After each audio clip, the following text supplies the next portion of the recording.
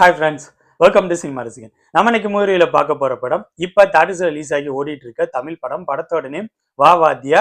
இது ஒரு action comedy movie. இந்த படத்தோட ஸ்டோரி மாசிலா அப்படிங்கிற ஒரு கற்பனை நகரத்துல நடக்கிற மாதிரி தான் இந்த படத்தோட ஸ்டோரியை ஸ்டார்ட் பண்றாங்க. அந்த சிட்டியில எம்ஜிஆர் இறந்து போற காலகட்டத்துல படத்தோட ஸ்டோரி ஸ்டார்ட் ஆகுது. எம்ஜிஆர் இறந்து போற அதே டைம்ல ராஜ்கிரனோட பேரனான கார்த்தி பிறக்கிறாரு.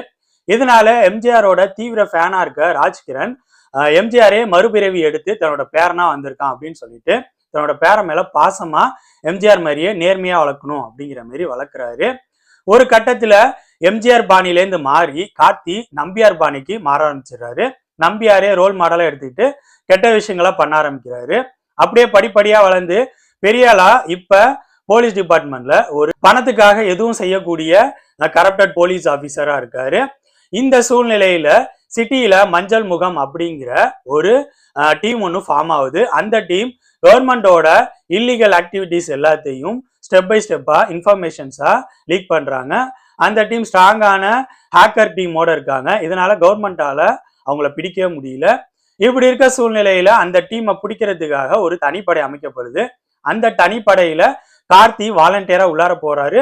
ஒரு கட்டத்துல அந்த மஞ்சள் முகம் டீமை கார்த்தி தான் பிடிக்கணும் அப்படிங்கிற மாதிரி சூழ்நிலை உருவாகுது. இதுக்கப்புறம் படத்துல நடக்கிற சம்பவங்கள் தான் வா வாத்தியார்.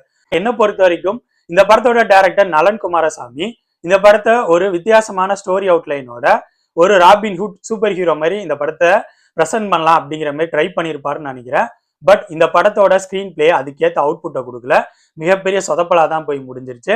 ஃபர்ஸ்ட் ஹாஃபோட ஸ்கிரீன் பிளே கொஞ்சம் பரவாயில்லையா இருந்துச்சு. செகண்ட் ஹாஃபோட ஸ்கிரீன் பிளே மிகப்பெரிய சொதப்பல் அப்படிங்கிற மாதிரி தான் ஆயிடுச்சு. இந்த படம் மேபி எம்ஜிஆர் அவரோட ஃபேன்ஸுக்கு பிடிக்கலாம். மற்ற ஆடியன்ஸுக்குலாம் இந்த படம் எந்த லெவல் ஒர்க் அவுட் ஆகும் அப்படிங்கிற மாதிரி தெரியல. இந்த படம் இப்போ தியேட்டர்ஸ்ல ரிலீஸ் ஆகி ஓடிட்டு இருக்கு. ஸோ என்னோட ரிவ்யூ பேஸ் பண்ணி முடிவு பண்ணிக்காங்க இந்த படத்தை பார்க்கலாமா வேணாமான்னு. இந்த படத்தை பத்தி சொல்றதுக்கு இதுக்கு மேல எதுவும் இல்லை. ஸோ அடுத்த வீடியோல இன்னொரு படத்தோட ரிவ்யூவோட மீட் பண்ணுவோம். பாய்.